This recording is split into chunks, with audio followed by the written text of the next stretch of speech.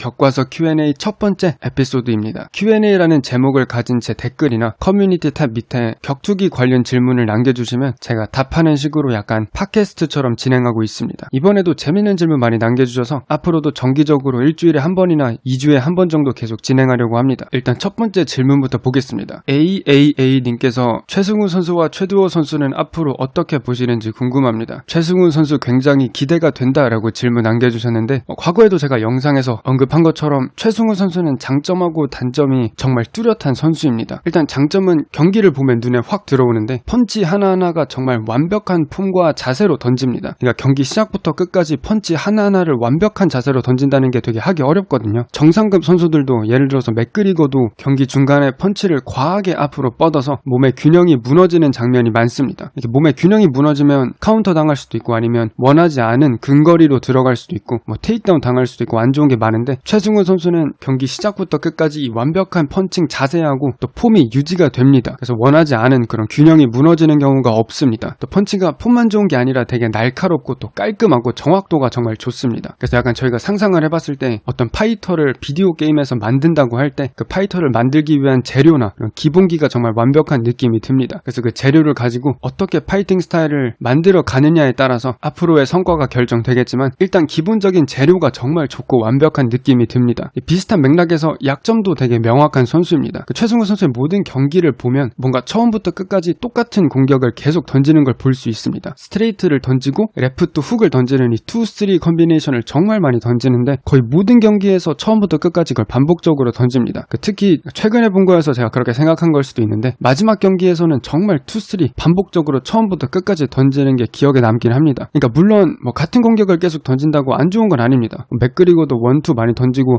네이트 디아즈도 복싱 되게 좋은 걸로 알려져 있는데 1-2 정말 많이 던지죠. 네이트 디아즈 거의 모든 공격이 1-2 아니면 3-2니까 상관없을 수도 있는데 일단 최승우 선수의 공격은 뒷손으로 시작을 합니다. 1-2는 앞손으로 시작을 하니까 그 앞손으로 저희가 변형을 많이 할 수 있거든요. 1-2를 던질 수 있고 1-1-2 아니면 그 앞손으로 속임 동작이나 앞손 컨트롤이나 여러 가지 변형이 가능한데 이렇게 2-3를 이렇게 뒷손으로 시작하는 공격이기 때문에 좀 더 위험하고 카운터 당하기 쉽습니다. 실제로 지난 경기들을 보면 2-3의 공격을 계속 반복적으로 던져서 상대 선수가 카운터하는 모습이 많았습니다. UFC 부산 같은 경우에서도 최승우 선수가 완전히 이기고 있었는데 경기 후반에 상대 선수가 이 2-3 계속 나오니까 이걸 예상하고 카운터해서 비틀거리는 모습도 있었죠. 그래서 저도 그때 깜짝 놀랐는데 다 이긴 경기에 질 뻔한 적도 있었습니다. 개빈 터커전에서도 개빈 터커가 최승우 선수가 계속 2-3 던지니까 그걸 어느 정도 예상을 하고 2-3밖에 안 나온다는 걸 알고 또 카운터하는 모습이 있었습니다. 카운터 하려고 시도하는 모습도 많았고요. 그래서 뭔가 앞으로 능숙한 카운터 펀처를 만나면 좀 위험할 수 있다 생각합니다. 최승우 선수가 이 강력한 2-3 혹은 뒷손으로 시작하는 강력한 공격을 좀 숨기고 좀 셋업을 깔면서 덜 정직하게 보여주면 훨씬 더 좋을 거라 생각합니다. 속임 동작이나 셋업을 통해서 이 2-3를 좀 포장하고 미리 다른 공격을 깔아 놓은 다음에 2-3가 나오면 훨씬 더 카운터하기 어렵지 않을까 싶습니다. 지금은 물론 카운터에 많이 취약하고 또 능숙한 카운터 펀치에 만나면 위험하고 또 많이 어렵겠지만 만약에 공격의 다양성을 늘리고 또 이 2-3를 잘 숨기고 좀 상대가 예상하기 힘든 그런 펀처가 된다면 그런 식으로 많이 바뀐다면 좀 충분히 랭킹에 진입하고 또 탑 컨텐더가 충분히 될 수 있는 선수라 생각합니다. 왜냐면 이 강력하고 깔끔하고 또 폼이 완벽한 공격을 잘만 숨기면 정말 무시무시한 선수가 될 수 있다 생각합니다. 물론 앞으로 어떻게 하느냐에 따라서 최승우 선수가 얼마나 성공적인지 그런 게 많이 결정될 거라 생각합니다. 최두호 선수 같은 경우는 너무 오랫동안 싸우지 않아서 제가 파이팅 스타일이 잘 기억이 나진 않습니다. 또 분석 영상을 제가 좀 올리려고 했는데 이번에 최두호 선수 경기가 취소됐다고 들었습니다. 그래서 아마 분석 영상은 올리지 않을 것 같습니다. 최두호 선수의 스타일이 이렇다 저렇다 하기에는 너무 오랫동안 싸우지 않았고 또 매 경기마다 달라지는 모습도 어느 정도 보이고 있어서 최두호 선수가 다음번에 경기가 잡히고 나서 한번 영상을 만들어 보도록 하겠습니다. 두 번째 질문으로 넘어가면 격투러브띠님께서 경량급 격투기 선수 대 중량급 체격 좋은 일반인 헬스도 하고 운동신경이 있는 격투기 선수가 아니고 유치한 질문일 수도 있지만 격과선님이 분석하면 신박하고 조회수도 높을 것 같습니다. 질문 감사합니다. 경량급 격투기 선수 대 체격 좋은 일반인 이런 질문 옛날에도 많이 봤습니다. 근데 일단 프로가 무조건 이깁니다. 그러니까 이 체급이라는 게 가장 먼저 눈에 들어오고 또 되게 한눈에 보이니까 그 중요성이 좀 많이 과대평가된다는 느낌이 들긴 합니다. 이 덩치 차이, 힘 차이는 한눈에 보이니까 어떤 선수가 이겼을 때 그 승리 이후로 체급 차이를 들기 되게 쉽습니다. 반면에 기술 차이는 눈에 보이는 게 아니거든요. 이 기술 차이를 이해하고 이 선수의 기술이 어느 정도고 상대 선수의 기술이 어느 정도인지를 이해하는 건 좀 어렵고 또 시간이 많이 걸립니다. 그래서 체급이 더 과대평가되고 또 기술 차이는 좀 많이 과소평가되는 경우가 많습니다. 뭐 이렇게 생각하면 될 것 같습니다. 그 UFC 1, 2, 3에서 초반 UFC, 초창기 UFC 땐 체급이 없었죠. 승자는 호이스 그레이시였습니다. 호이스 그레이시는 지금 UFC로 따지면 그 감량까지 포함을 하면 라이트급 정도 됩니다. 라이트급 선수들이 지금 호이스 그레이시가 당시 걸어 다녔던 평체인데, 아니면 뭐 정말 가벼운 웰터급 정도, 라이트급으로 생각하면 될 것 같습니다. 근데 호이스 그레이시는 당시 헤비급들을 싸웠죠. 상대가 키가 거의 2m에 육박하거나 몸무게가 100kg가 넘는 그런 거구들을 싸웠습니다. 근데 이 상대 선수들이 격투기를 모르는 선수가 절대 아니었습니다. 예를 들어서 뭐 가라데 마스터인 제라드 고리두랑 싸웠고, 또 120kg가 넘는 댄 세번이랑 싸웠죠. 댄 세번은 유도 블랙벨트에 주짓수 블랙벨트에 삼보 마스터에 레슬링 3번 NCAA 올 아메리칸 출신이고, 심지어 올림픽 2번 대체 선수였습니다. 그냥 헬스 많이 한 일반인이랑 하늘과 땅 차이입니다. 근데도 이 호이스 그레이시가 그냥 탭아웃 시켰죠. 그래서 약간 비교를 해보면 격투기가 많이 발전을 해서 요즘의 라이트급 선수들, 요즘의 경량급 격투기 선수들은 호이스 그레이시보다 훨씬 잘합니다. 그만큼 격투기가 많이 발전을 했고, 옛날에는 격투기 약간 전반적으로 배우기 어려웠는데 요즘은 전반적으로 아니까 호이스 그레이시보다 훨씬 잘할 겁니다. 호이스 그레이시는 이런 거구들 댄 세번이나 제라드 고르드를 그냥 이겼죠. 제라드 고르드나 댄 세번은 엄청나게 무술을 많이 수련한 사람들입니다. 덩치만 큰 게 아니라 일반인이랑 비교했을 때, 그 헬스 많이 하는 일반인이랑 비교했을 땐 하늘과 땅 차이죠. 그래서 이렇게 쭉 나열을 해서 비교를 해보면 답이 어느 정도 나옵니다. 비교가 안 됩니다. 뭔가 약간 믿기지 않으시면 확인할 수 있는 방법이 있습니다. 그 주변에 근처에 격투기 체육관에 가서 플라이급이나 벤터급 선수랑 스파링을 한번 해보면 됩니다. 그렇게 스파링을 한번 해보면 확실히 확 느껴질 수 있을 겁니다. 전 예전에 그 유도를 할 때 이걸 좀 많이 느꼈는데, 유도를 시작할 때 저는 유도를 한 지 얼마 안 됐습니다. 근데 저보다 훨씬 더 작으신 분들이 저랑 대련을 할 때 저는 제가 무조건 이길 줄 알았습니다. 제가 힘도 더 세고 더 덩치도 크니까. 심지어 유도는 격투기의 타격이랑 차원이 다르죠. 왜냐면 유도는 힘이 중요하죠. 잡아서 넘겨야 되니까 격투기보다 힘이나 체급이 훨씬 더 중요하게 작용하는데도 불구하고 그 유도 잘하시는 분들이 절 그냥 던져버리니까 그때 처음으로 깨달았던 것 같습니다. 격투기는 이거보다 더 심할 겁니다. 왜냐면 유도는 힘이 중요한데 격투기에서 타격은 스피드나 기술이 훨씬 더 부각되기 때문에 이거보다 더 크게 작용할 거라 생각합니다. 그 다음 질문은 AAA님께서 또 코빙턴 우스만 2차전 어떻게 보시나요? 라고 질문 남겨주셨는데, 전 우스만 생각하고 있습니다. 우스만하고 코빙턴 1차전 이후로 더 많은 발전을 한 선수가 우스만이라 생각합니다. 물론 우스만이 경기를 더 많이 뛰었으니까 그렇게 좀 착시 현상처럼 보이는 걸 수도 있는데, 코빙턴이 우들리랑 싸울 때 막 엄청 달라졌다 느낌은 들지 않았습니다. 우스만은 근데 트레버 휘트맨 코치 밑에서 일하면서 그 길버트 번즈 전부터 캠프를 바꿨죠. 트레버 휘트맨 밑으로 이제 들어갔는데, 그때부터 이제 정말 타격이 많이 발전되는 걸 느꼈습니다. 트레버 휘트맨 정말 대단한 코치죠. 저스틴 게이츠도 많이 바꿨고, 또 로스 나마유니스도 엄청난 타격가로 바꿨고, 이제는 우스만까지 바꾸는 모습을 보면서 전 약간 마술사, 마법사 같다 생각을 합니다. 트레버 휘트맨 코치가. 그래서 코치진 바꾸면서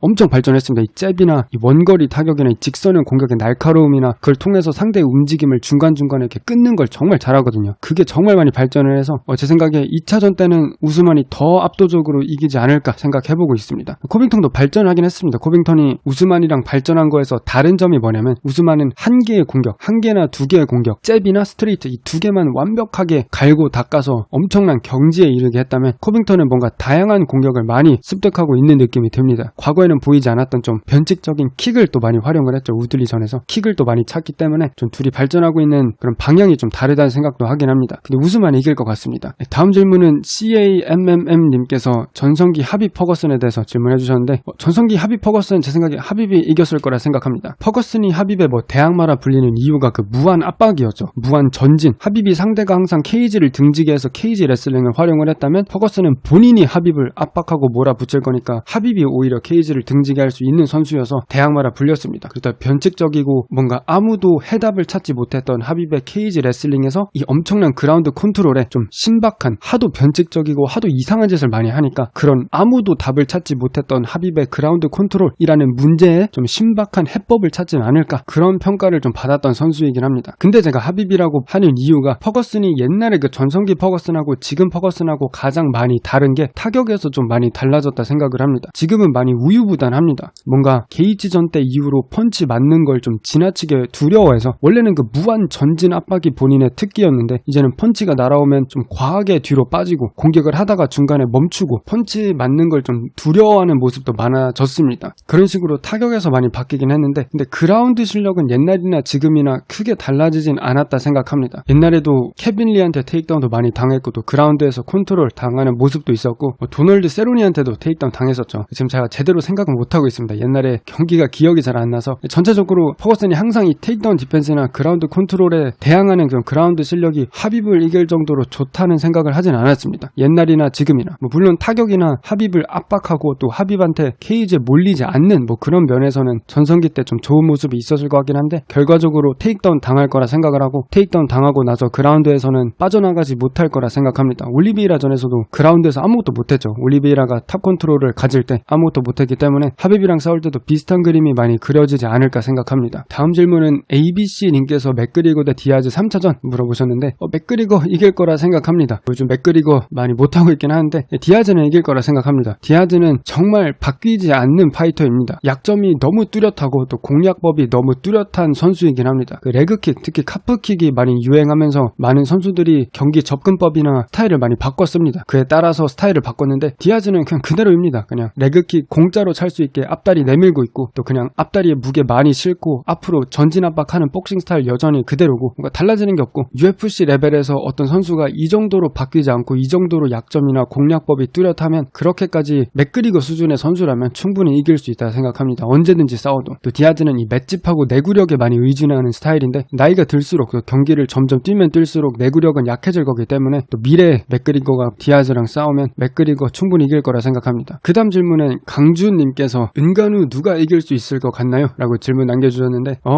이기기 어려울 것 같습니다. 정말 어렵다 생각합니다. 왜냐면 이 파워가 좋다는 것만으로도 헤비급에서는 잘 먹히거든요. 근데 거기에다가 이제 기술까지 겸비하고 있으니까, 미오치치 2차전에서 보였던 바디하고 앞면을 섞어주는 것만 해도 헤비급들을 어느 정도 능가한 수준입니다. 헤비급은 좀 기술이 많이 떨어지죠. 전체적으로 바디샷을 정말 안 때립니다. 헤비급은 그 정도로 좀 단조롭고, 머리만 헤드헌팅만 하고 좀 되게 단조로운 선수들인데, 은간우는 그 중에서 기술력이 좋은 편입니다. 그리고 요즘 들어서 레슬링 기술까지 장착을 했고, 또 여러가지 타격 기술이 많이 발전하고 있기 때문에 이기기 정말 어렵다 생각합니다. 근데 만약 이긴다면, 누가 이긴다면 전 시를가네가 이기지 않을까 생각을 하는데, 기술이 정말 헤비급 치고 좋은 게 아니라 그냥 체급이랑 상관없이 기술이 정말 좋고, 스피드나 민첩성이나 기술이 완벽한 선수입니다. 스텝이나 스피드 모든 게 완벽한 선수인데 파워가 좀 부족하다는 점이 있지만, 근데 은간우를 어차피 KO 시키는 건 어렵기 때문에, 그러니까 어떤 헤비급 선수가 은간우랑 싸워도 은간우를 KO 시킬 거는 확률이 되게 낮다 생각을 합니다. 은간우가 맷집이 정말 좋기 때문에. 미오치치가 많은 헤비급 선수들을 KO 시켰던 피봇 크로스도 맞고 그냥 멀쩡했죠. 그래서 시를가네가 파워가 없다는 게 어쩌면 그렇게 크게 작용하지 않을 수 있습니다. 은간우는 어차피 KO 안 당할 거고, 어차피 은간우를 이기려면 5라운드 내내 은간우를 지치게 하고 또 기술력으로 압도해야 된다면 시를가네가 그거를 할 수 있는 완벽한 선수이지 않나 생각해봅니다. 그 다음 질문은 박해담님께서 마스비달은 다시 재기할 수 있을까요? 좋아하는 선수인데 솔직히 지금 콜비나 우스만은 고시하고 리온 에드워즈나 번즈랑 붙어서도 과연 이길 수 있을지 의문이 드네요 라고 질문 남겨주셨는데, 마스비달은 좀 특이한 선수인 게, 타격 오펜스나 이 공격적인 면은 되게 좋은데 디펜스가 좀 허술할 때가 가끔 있습니다. 타격 공격은 정말 좋거든요. 되게 다채롭고 또 타이밍도 좋고 날카롭고, 상대가 예상 못할 때 공격을 잘 날리는데 타격 디펜스가 좀 가끔 허술하긴 합니다. 상대가 마스비달한테 펀치를 던지면 마스비달의 반응은 그냥 풀입니다. 뒤로 상체를 젖히는 거. 그리고 왜 그러는지 모르겠는데 이 상체를 젖히면서 동시에 항상 왼손을 내립니다. 가드를 무조건 내립니다. 그러니까 이렇게 하면서 체크 훅으로 상대를 카운터하려는 걸 수도 있는데 잘 모르겠습니다. 왜 내리는지. 이 마스비달이 같은 공격, 훅, 그 다음에 스트레이트, 이 3-2 공격에 쓰러지는 게 정말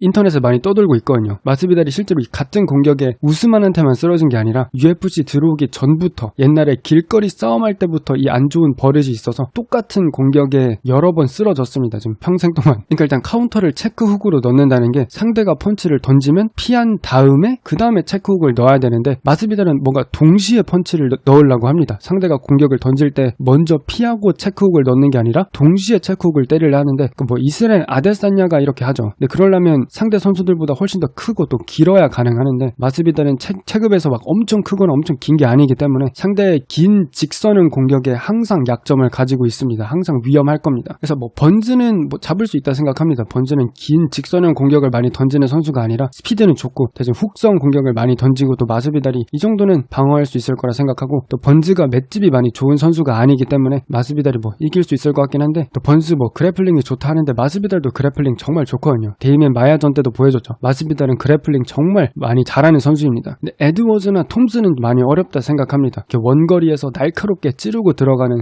좋은 직선형 공격이 많은 선수는 마스비달이 또 이 타격 디펜스가 특히 직선형 공격에 많이 허술하기 때문에 어려울 거라 생각하고, 콜비 코빙턴이나 우스만한테는 뭐 레슬링 압박, 이 케이지 압박 때문에 많이 어려울 거라 생각합니다. 약간 우스만 마스비달 1차전 골이 많이 나올 것 같습니다. 마지막으로 대나무님께서 카프킥, 레그킥, 로우킥 차이점 알고 싶습니다. 하이킥, 헤드킥 차이도 라고 질문 남겨주셨는데, 레그킥이나 로우킥은 뭐 같습니다. 그냥 같은 걸 의미하고 다리를 차는 걸 저희가 레그킥, 로우킥이라 부릅니다. 카프킥은 종아리를 차는 거죠. 그냥 종아리를 차면 카프킥이라고, 전통적인 레그킥, 그 무에타이식 레그킥은 종아리를 차는 게 아니라 허벅지를 찹니다. 그 근육 부분, 허벅지 근육을 차고, 뭐 종아리를 차든지 허벅지를 차든지 바깥쪽을 차면 아웃사이드 레그킥이라고, 그 안쪽을 차면 인사이드 레그킥이라 합니다. 하이킥이나 헤드킥은 같다고 생각하시면 될 것 같습니다. 레그킥이 다리를 차는 거라면 하이킥이나 헤드킥은 그냥 머리 쪽을 차는 거라고 생각하시면 될 것 같습니다. 질문이 너무 많이 있어서 다 답해드리진 못하고 일단 몇 개 정도만, 한 7개 했나요? 한 7개, 8개 정도만 먼저 답해놓으면 될 것 같습니다. 이게 약간 영상보다는 뭔가 라디오나 팟캐스트처럼 된 것 같은데, 뭐 일단 재밌는 질문 많이 남겨주셔서 감사합니다. 영상은 아마 여기까지 하면 될 것 같습니다. 감사합니다.